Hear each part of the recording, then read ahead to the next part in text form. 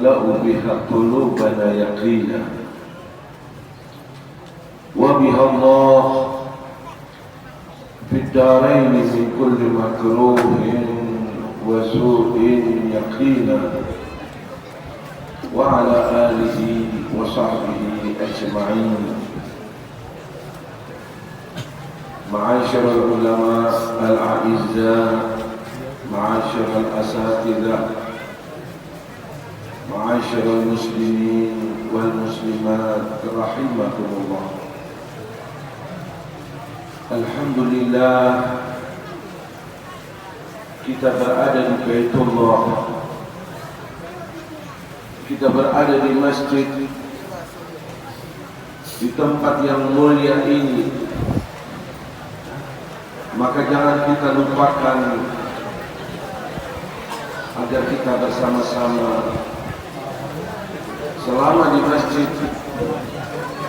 untuk niat i'tikaf. Dengan niat ini saja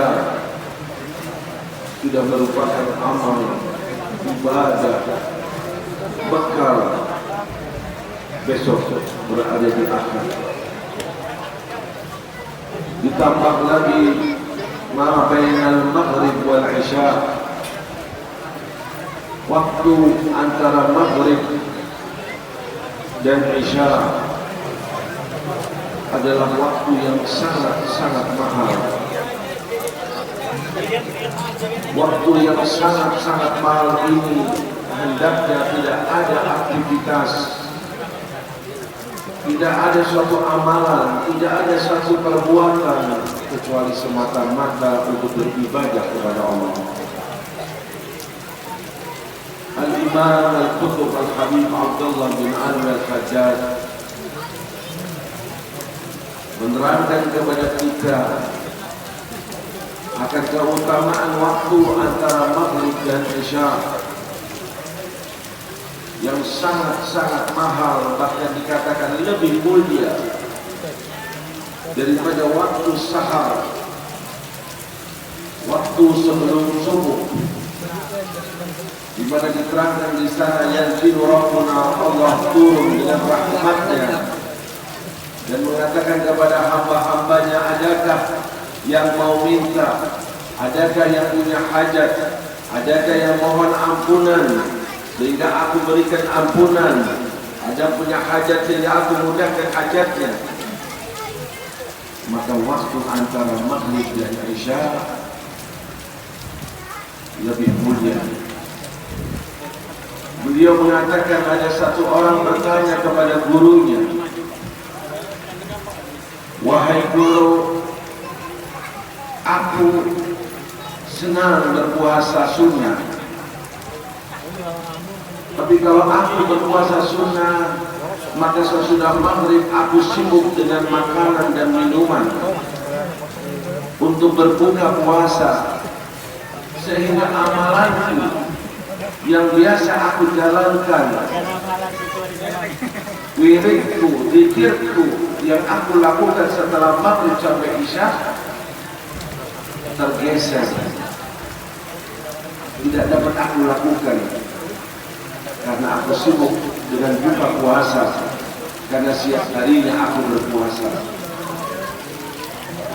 Maka guru itu mengatakan, usahakanlah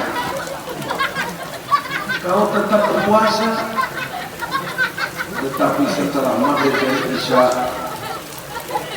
kau tetap menjalankan amalan-amalanmu, karena waktu itu adalah waktu yang sangat mahal. Murid itu kembali bertanya, wahai guru, kalau aku tidak mampu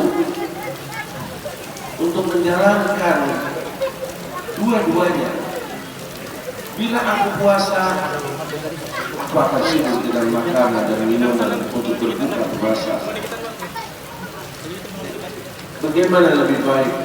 Maka gurunya mengatakan, tinggalkan puasa, hidupkan antara maghrib dan isya untuk semata-mata ibadah kepada Allah.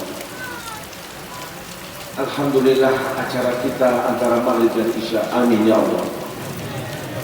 waktu yang sangat mahal ini digunakan untuk beribadah, mempelajari ilmu agama, suatu keuntungan besar. Bahkan diceritakan di sana ada satu orang konglomerat, katakanlah kaya. Tentu saja pada waktu itu menaruh daripada hartanya bukan di bank, tidak ada bank, ditaruh di karoris, satu wadah-wadah. Hilang itu uang, sehingga istrinya dan anaknya mencari-cari, tidak ketemu. Sampai 3 hari dicari mana uangnya itu, modal dia, tidak ketemu. Tapi pemilik harta ini tetap menjalankan amal ibadahnya. Sesudah maghrib pasti dia pergi ke masjid, duduk membaca hizib, artinya membaca Al-Quran berganti, tetap sekalipun dalam keadaan kehilangan hartanya. Tahu-tahu sewaktu dia berada di masjid membaca Al-Quran sebagaimana biasanya, anaknya datang dari rumah untuk memberikan satu kabar yang dianggap oleh anaknya adalah kabar gembira. Pasti ayahku akan senang. Datang ke masjid di waktu antara maghrib dan isya dan mengatakan, "Ya Abah, wahai Abah, uangmu yang hilang sudah ketemu, sudah aku dapati, sudah ada sama aku." Apa kata ayahnya? Apakah dia gembira, dia senang? Dia mengatakan, "Wahai anakku, kau mengatakan masalah dunia antara maghrib dan isya, mulai sekarang keluar dari rumah, 1 tahun jangan masuk rumahku." Dihukum itu anak. Padahal membawakan kabar akan harta yang kehilangan itu, tapi memberitahukannya pada waktu maghrib dan isya, yang mana ayahnya tidak ada satu kegiatan antara maghrib dan isya kecuali semata-mata untuk beribadah kepada Allah. Jadilah waktu ini buat diri kita dan keluarga kita, sehingga kita tahu mana waktu-waktu yang mahal, yang afdol. Itulah kelebihan para ulama. Kenapa sampai diangkat derajatnya? Karena tahu saat-saat, waktu, tempat, amalan yang sangat tinggi pahalanya di sisi Allah Subhanahu wa Ta'ala. Semuanya itu didapati karena menuntut ilmu agama, karena tahu isi kandungan Al-Quran, isi kandungan hadis-hadis Rasulullah, amalan orang-orang soleh. Dengan ilmu inilah maka kita tahu mana jalan yang benar, mana jalan yang salah, mana yang hak, mana yang batil. Apalagi kita umat Islam, jangan dianggap enak jadi orang Islam. Cobaannya banyak, rayuannya banyak, yang akan menyesatkan banyak. Quran sudah mengingatkan semacam itu. Apakah kalian menyangka kalau kalian itu sebagai orang yang beriman tidak akan mendapatkan fitnah-fitnah? Pasti. Kita hidup di dunia dalam keadaan ujian dari Allah. Ujian banyak sekali, yang tidak lain tujuannya untuk melepaskan kita dari agama kita, untuk menjauhkan kita dari Allah, untuk menjauhkan kita dari Rasulullah, dari jalan-jalannya orang soleh. Itulah usaha syaitan dan antek-anteknya yang sudah ditegaskan oleh Allah, "Inna syaitana lakum aduwwun fattakhiduhu aduwwa." Diterangkan bahwa setan itu adalah musuh. Lalu ditegaskan lagi oleh Allah, maka jadikanlah setan itu adalah musuh. Artinya bisa-bisa kita terbawa, ikut sana, ikut sini. Maka dengan ilmu insya Allah kita akan selamat. Kita akan selamat karena kita mengetahui mana yang hak dan yang batil. Sewaktu kita berada di seorang guru yang bersambung sanadnya dari fulan dan fulan, dari orang-orang soleh, itulah jadi pegangan kita.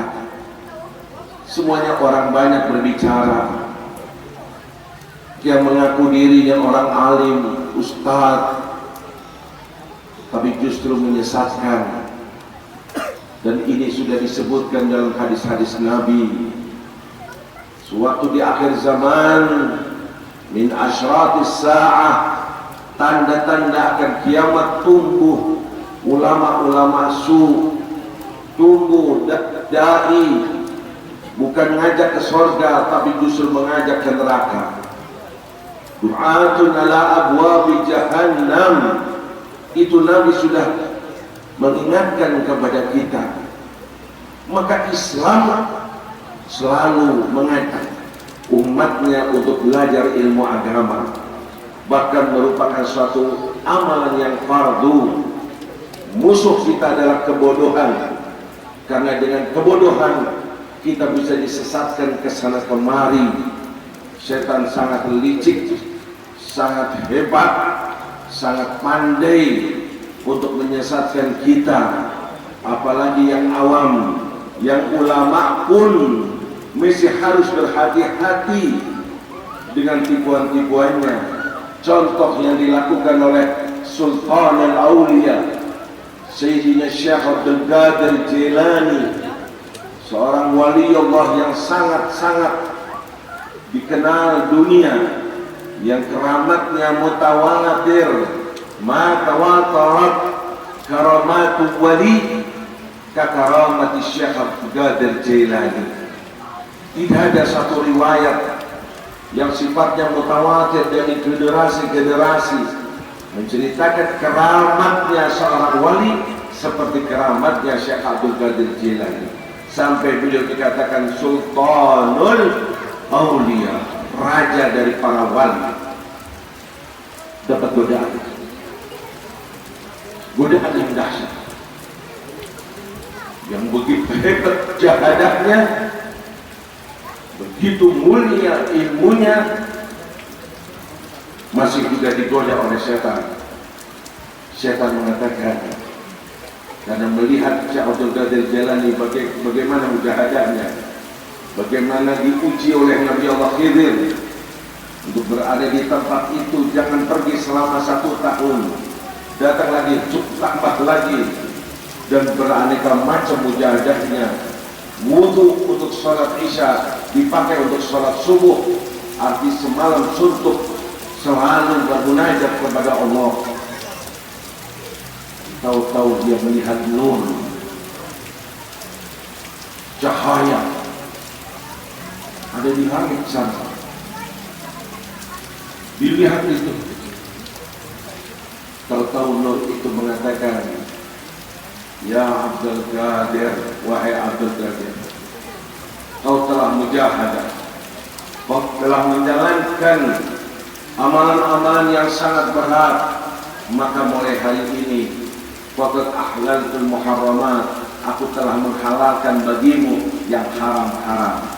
Yang asalnya haram sekarang sudah boleh lakukan, yang asalnya dilarang sekarang boleh dilakukan, karena makomnya yang sudah sangat tinggi. Cahaya itu kelihatannya Allah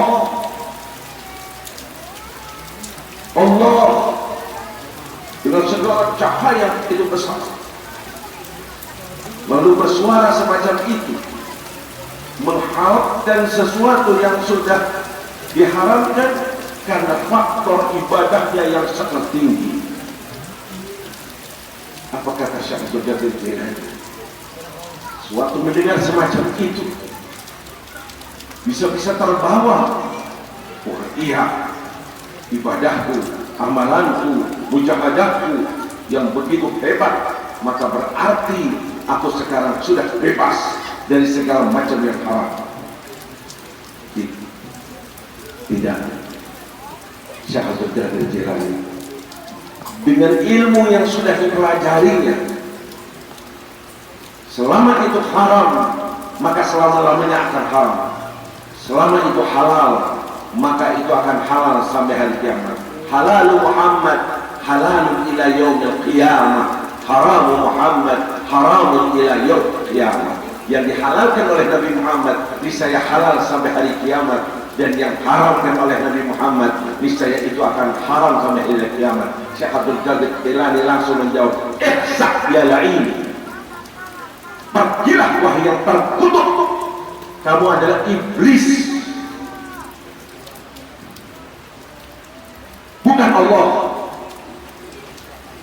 Sekalipun menyerupai cahaya ini dengan ilmu yang sudah dipelajari. Apa katanya? Suara najauta, kau telah selamat dengan tipuanku. Sudah sangat banyak orang yang ahli ibadah, ibadahnya hebat, dia tertipu oleh kamu sehingga berani menjalankan apa-apa yang telah diharamkan oleh Allah.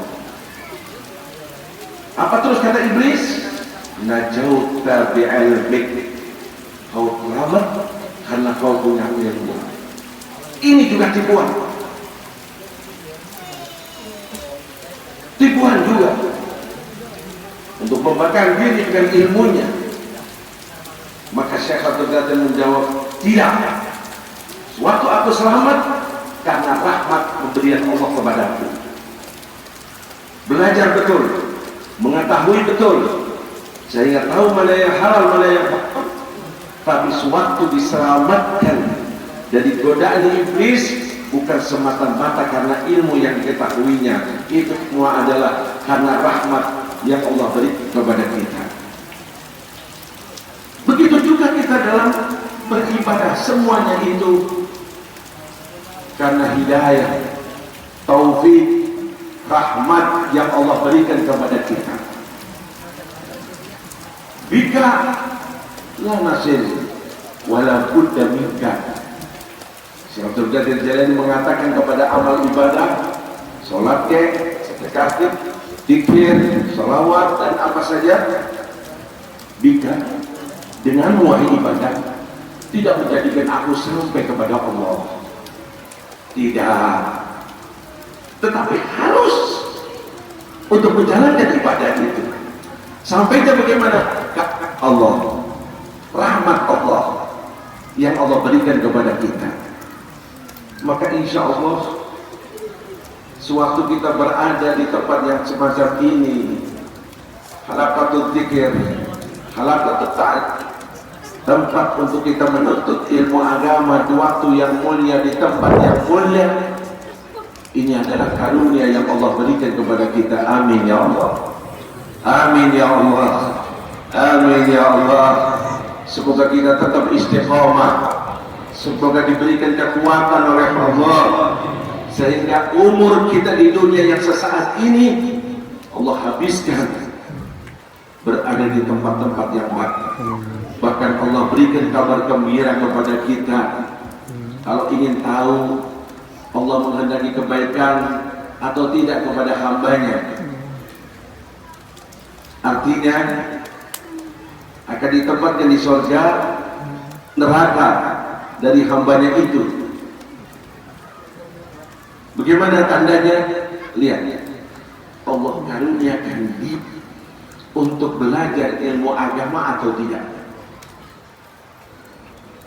Sepatutnya seseorang kan disenangkan untuk menuntut ilmu agama, ketahuilah bahwa Allah menghendaki kebaikan kepadanya. Di balik kebaikan adalah surga Allah yang selama-lamanya. Amin ya Allah, amin ya Allah. Ini saya berada di sini bukan karena usaha saya, bukan karena siapa-siapa. Hakikatnya tapi ketentuan Allah rahmat Allah yang telah menentukan kita untuk berada di tempat ini. Syukuri ini nikmat, lebih dari segala macam kenikmatan. Karena sifat nikmat inilah yang akan langgeng abadi. Kita jalankan paling-paling sampai jam berapa pengajian kita? Isya. Berapa lama? Sebentar. Dari umur kita saja sebentar. Kalau toh seumur hidup semuanya kita jalankan untuk ibadah, itu sebentar. Karena manfaatnya mau berapa tahun kita di alam kubur nanti? 100 tahun, 1000 tahun, belum lagi di mahsyar, belum lagi sirat, belum lagi hisab, belum lagi sampai pada detik akhirnya di surga Allah abadal abidin, berkat amalan yang dijalankan sesaat sewaktu ada di dunia. Rasanya pengen nangis karena ingat guru kita, guru seperti itu. Habis umurnya di tempat ini ada, tempat Haji Dorah, di tempat ini, di rumahnya khusus umum. Ya Allah, itu yang beruntung. Berapa lama umur kita pasti akan tinggalkan dunia yang fana ini. Lalu bagaimana kuburan kita nanti? Semua nanyakan akan dirinya. Jangan bilang masih muda, jangan bilang kuat, jangan bilang sehat. Toh pasti akan kita tinggalkan dunia yang fana ini. Membutuhkan bekal untuk selama-lamanya. Ini yang perlu kita sadari. Kafa bil mauti wa'idhan ya Umar. Sayyidina Umar punya cincin. Apa matanya berlian, batu ini batu itu? Tidak, cincinnya nasihat. Tertulis di situ, cukup wahai Umar, bahwa kematian adalah satu nasihat. Kau akan mati. Tidak ada suatu amalan yang terbaik sewaktu kita berada di dunia kecuali amalan untuk bekal kita besok akhirat. Itu orang yang dikatakan oleh Rasulullah yang berakal sehat. Ingin tahu yang berakal sehat? Yang menjadikan dunianya untuk akhiratnya. Ini bisa kita sadari kalau kita mau menuntut ilmu agama. Karena dunia sebentar, dunia tidak lama. Kattariqi ilal watan, kata Habib Abdullah bin Al-Haddad, seperti kau mau pulang ke rumahmu. Dari sini ke rumahmu berapa? 1 jam, 2 jam. Di rumahmu kamu mau berapa jam? Itu hanya lewat sewaktu di dunia. 10, 50, 70, 90. Sebentar. Kuburan kita, hari akhirat kita. Kita bukan penduduk bumi. Insya Allah kita penduduk surga. Selama-lamanya di sana. Nikmat yang luar biasa. Mana kenikmatan dunia mana? Siapa yang mengatakan senang di dunia mana? Tidak pejabat, tidak konglomerat, tidak ini, tidak, semuanya menghadapi problem. Masalah. Itulah dunia. Mahjastariyah, tidak ada yang senang. Kalau mau ingin tahu siapa yang senang, mereka para waliullah. Malam hari munajat, malam hari kontak kepada Allah, terus dengan zikirnya. Ada kejadian corona, tidak gelisah. Tahu bahwa tidak ada musibah yang akan menimpa kita kecuali sudah menjadi ketentuan Allah. Ada di sana bergelimang nikmat, tahu aku tidak akan mendapatkannya kecuali sudah menjadi ketentuan Allah. Sebab kenikmatan itu datangnya dari Allah. Wa ma bikum min ni'matin faminallah. Tidak ada gelisah, tidak ada kesedihan, tidak ada kekecewaan. sewaktu berada di dunia, karena hatinya terus Allah bersama kita, sampai-sampai mendapatkan ancaman yang sudah nyata, kelihatan, bukan lagi berita, bukan berita televisi, koran, HP, tidak.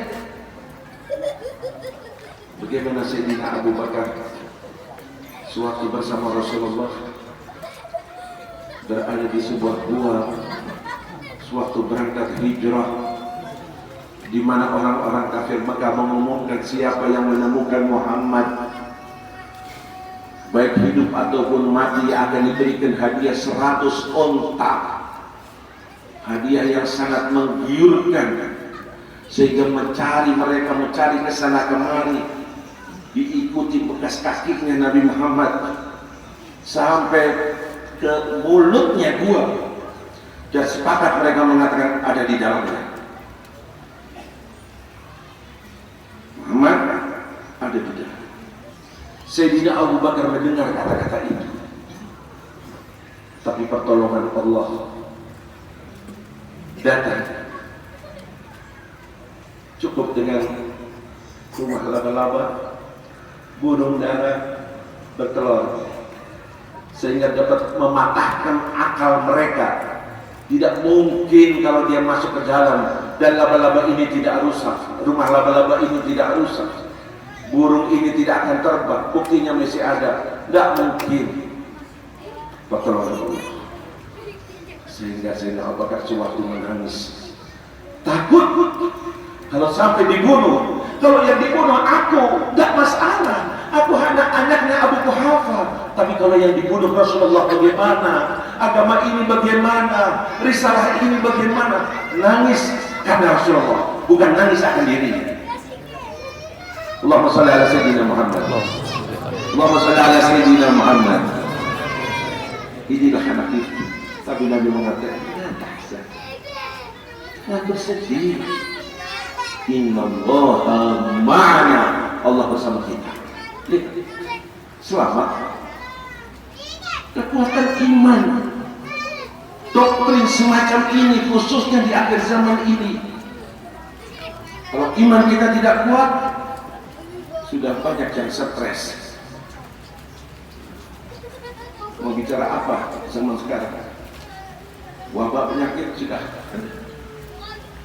ekonomi banyak yang jadi, belum lagi kebiadaban, kerusakan anak terhadap orang tua. Waduh, sudah mana kenikmatan dunia itu mana?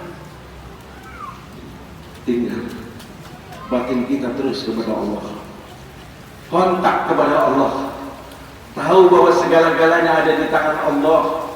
Allah lah yang memberikan kenikmatan, Allah lah yang akan menguji kita, Allah lah yang akan menyelamatkan kita, Allah lah. Maka hidup di dunia kita akan tenang, karena semua sudah kita pasrahkan kepada Allah Subhanahu wa Ta'ala.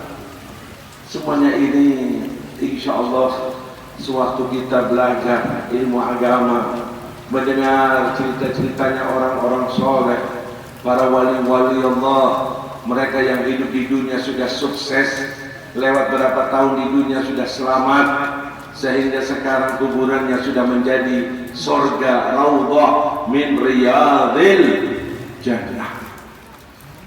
Hidup di kuburan lebih senang daripada hidup di dunia. Amin ya Allah. Amin ya Allah. Amin ya Allah. Semoga kuburan kita menjadi taman surga ya Rabbi. Semoga kita di kuburan nanti jauh lebih senang daripada kehidupan dunia ini. Apalagi nanti di mahsyar bertemu dengan Habibuna Muhammad, di bawah bendera Nabi Muhammad, minum air telaga dari tangan Nabi Muhammad. Bahkan sewaktu akan disidang depan Allah, datang Nabi Muhammad untuk memberikan syafaat kepada kita. Sewaktu akan melewati Sirat, Nabi mendoakan kepada kita, ya musallim sallim, selamatkan umatku itu ya Allah, yang dulu di dunia menuntut ilmu agamamu ya Allah, yang dulu senang mengikuti ajaranmu ya Allah, menghidupkan sunnah-sunnah nabimu ya Allah, ikut serta memperjuangkan misiku ya Allah. Di situ kita akan lewat bersama Habibuna Muhammad.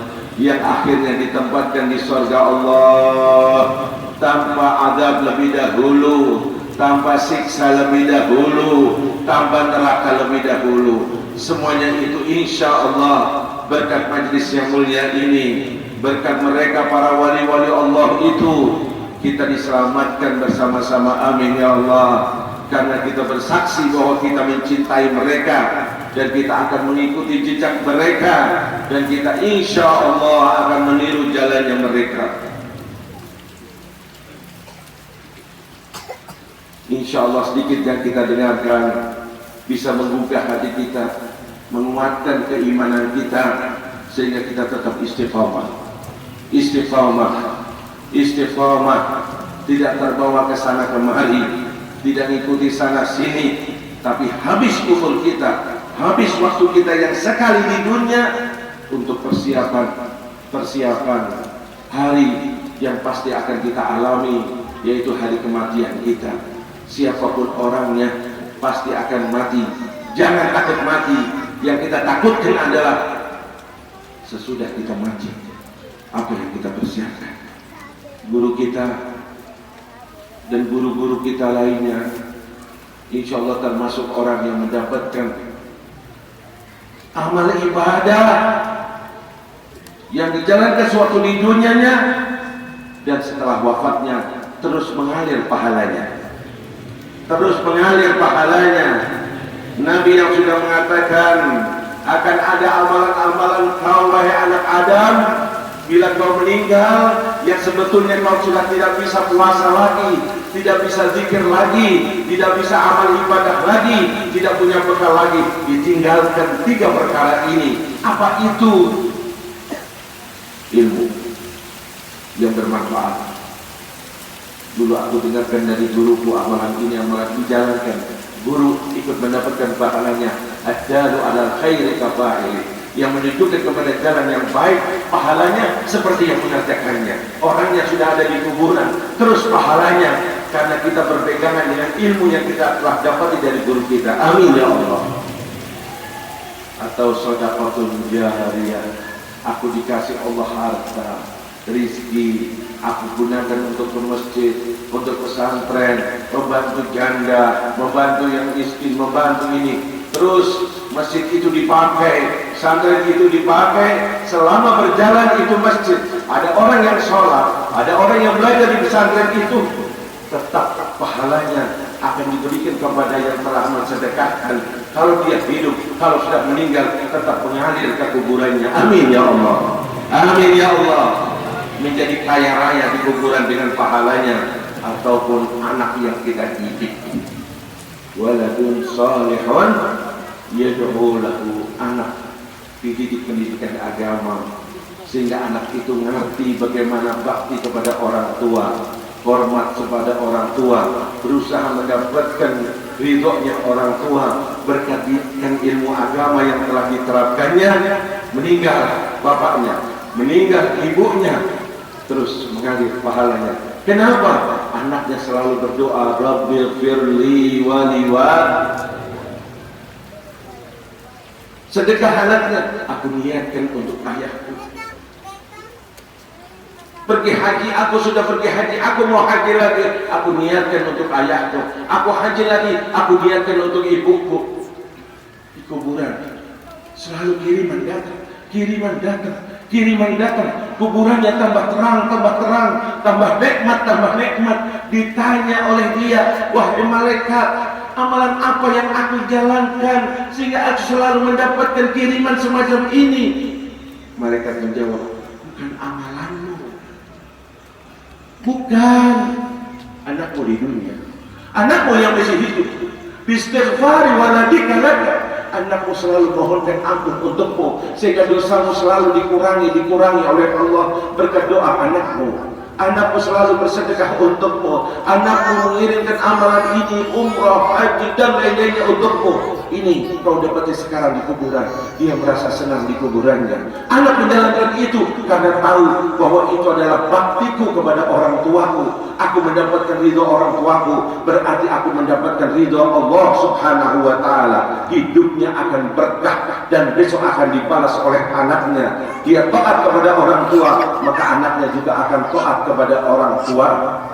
Dan sebaliknya, al-birru salaf, birru aba'akum tabirrukum abna'akum, berbaktilah kepada orang tuamu, niscaya anakmu nanti akan berbakti kepadamu.